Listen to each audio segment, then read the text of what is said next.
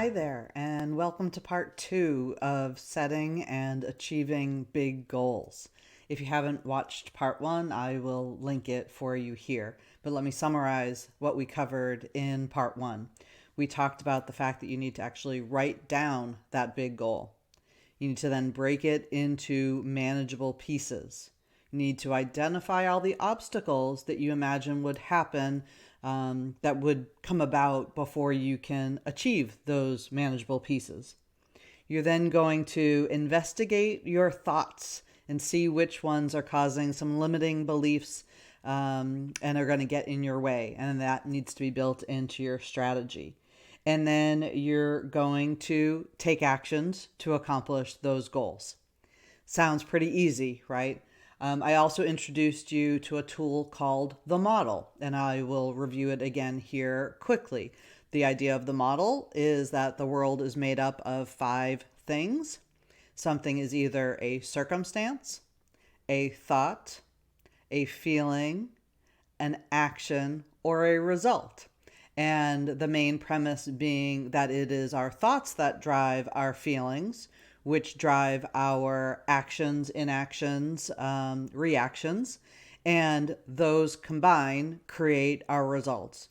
If we have a result that we don't necessarily like, we need to go back and look at the thoughts that are creating those different feelings. It is not the circumstance that is creating that result. It is your thoughts about that circumstance that is creating the result. So today in part two, I want to take that last chunk, which is take actions to achieve your goals, and break it down into a few more pieces. I want to introduce you to 2 additional tools. So the first one is a tool called Massive Action. And the idea here is that we don't often know exactly which tactics are going to result in success, right? And so how do you know which things to do, not do, keep doing, stop doing? And I'm going to bring you back to science class. Maybe it was biology, I don't quite remember. And there's something called that scientific method of trying to problem solve. And in general, you're going to, in that case, state the problem statement. You're likely going to do some research on the problem statement or potential areas for solutions. Then you're going to create a hypothesis about what of those things you think might work for you. And then the last piece is you're going to implement it, you're going to learn from it, iterate, and go again. Something that you do is going to produce the results you want, and you're going to want to do more of it. Others are not going to produce results, and you'll have to decide if you want to keep trying because maybe there was something in that process that you didn't quite do to your fullest, and it's going to take some time, versus, hey, that thing didn't work, I'm going to go try something else. And the concept of massive action is that you literally just keep taking action until you get the results that you want. And so that is going to be something, again, depending upon what the goal is. It may be a small number of iterations, but if it's a pretty big goal, each of the different manageable pieces are going to need massive action in order for you to achieve that goal. So I'm going to go back to the example that I was giving in part one. We were using the example of wanting to go on a fabulous trip to Italy. And one of the pieces that would need to be accomplished is getting your international tickets squared away. And an obstacle that's going to be in your way is the funds needed to the funds needed to be able to buy that ticket. So when you start thinking about what actions am I going to take to be able to save enough money or earn additional money to be able to afford that airline ticket, that's where massive action is going to come into play. Is it a matter, again, of brown bagging your lunch and, packing your lunch every day and saving $3 or $4 a day over a long period of time and start seeing your savings build up from that? Is it going to be getting a side hustle and, putting enough hours into that that's going to generate the dollars that you need? Is it a GoFundMe? Is it you've got a birthday coming up and you're asking everyone to donate some money to your funds? So you've got a hypothesis on how much money you're going to need, what solutions you have to achieve that earnings before you're going to have enough dollars to go book that ticket. And one of the other aspects of going back to using the model is with each of those steps, each time you have a setback, you're going to view that as evidence that this just can't work. See, I knew it was just a dream. This isn't really an achievable goal. And that is when those sneaky limiting beliefs are going to keep coming back into the forefront of your mind, and you're going to have to pause and really center on what's going on, what are the feelings that are happening. There will obviously and generally always be some amount of setbacks. And so how you manage through those setbacks will really determine your likelihood of success. And again, the idea of massive action is you just keep taking actions, and they could be trying this and trying that even harder and trying this again, slightly different way. But you keep taking those actions until you start seeing what's working and you're building that flywheel of confidence and progress.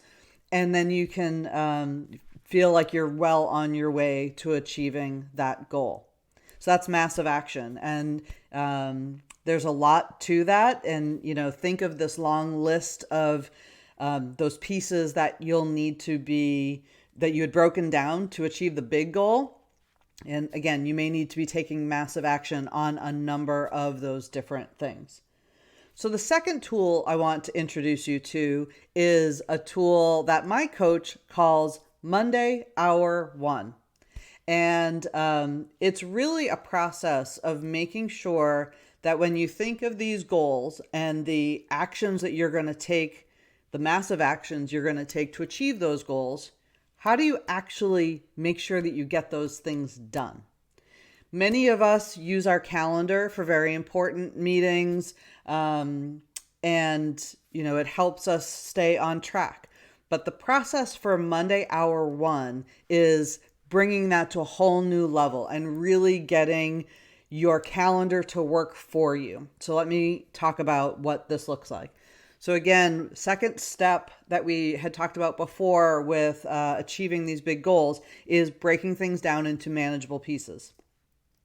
And then within those manageable pieces, that in and of itself might have a list of things that you're going to need to do to achieve it, right? So we're going to plan a great trip to Italy. We know one of the things is going to be getting airline tickets.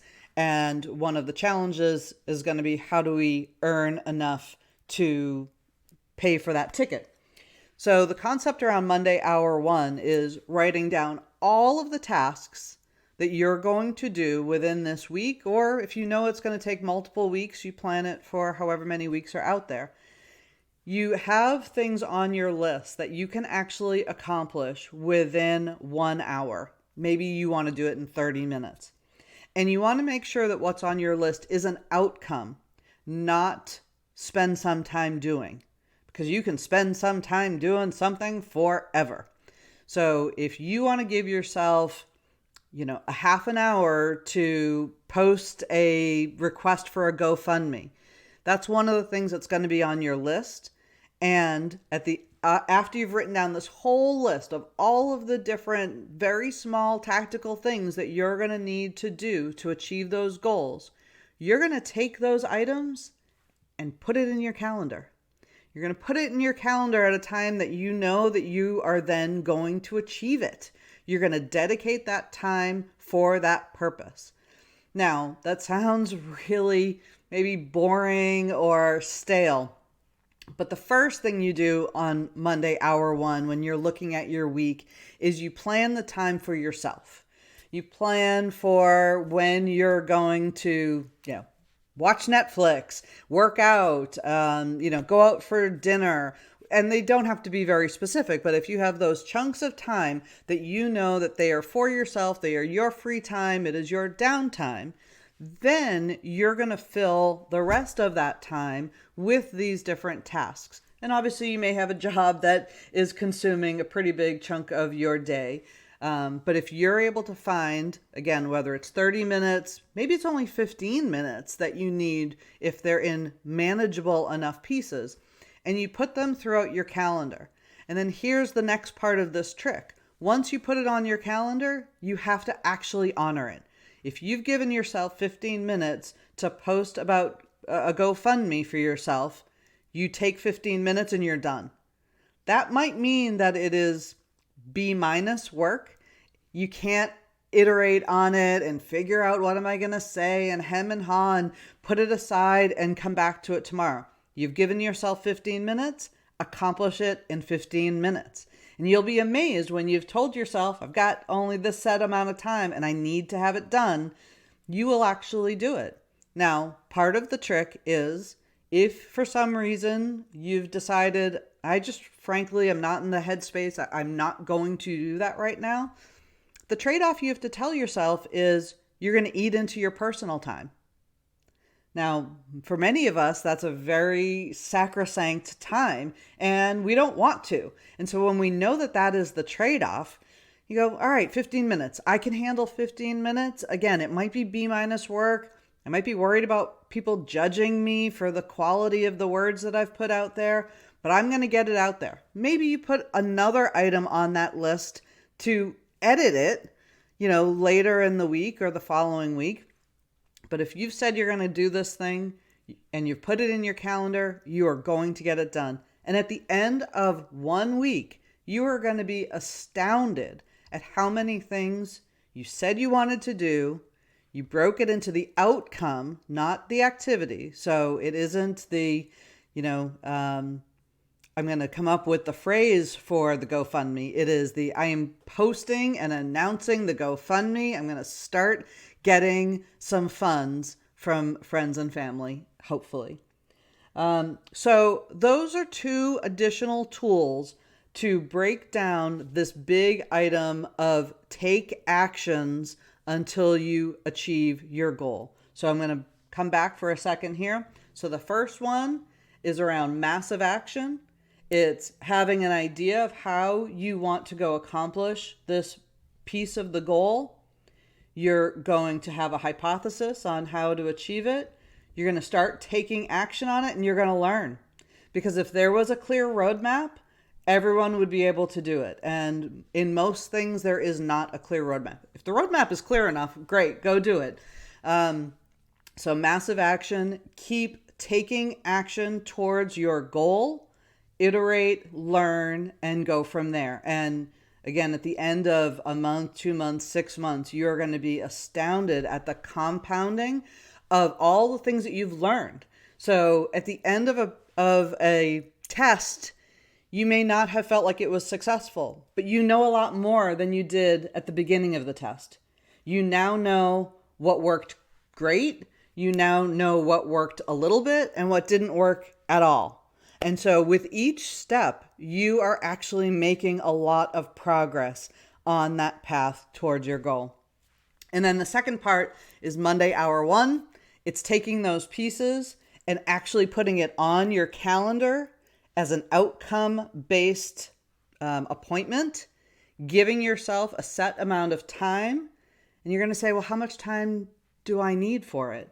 You're going to have to decide. That's a little bit of the massive action. If you give yourself a half an hour and you keep finding that that isn't enough time, the next iteration, you're going to give yourself 45 minutes. But remember, very often B or B- work is done work. It is so much better than the stagnation and the procrastination and never getting that thing across the finish line. So massive action with Monday Hour 1. Those are my 2 points, the 2 tools I wanted to share with you for part 2 of achieving your goals. Thank you very much.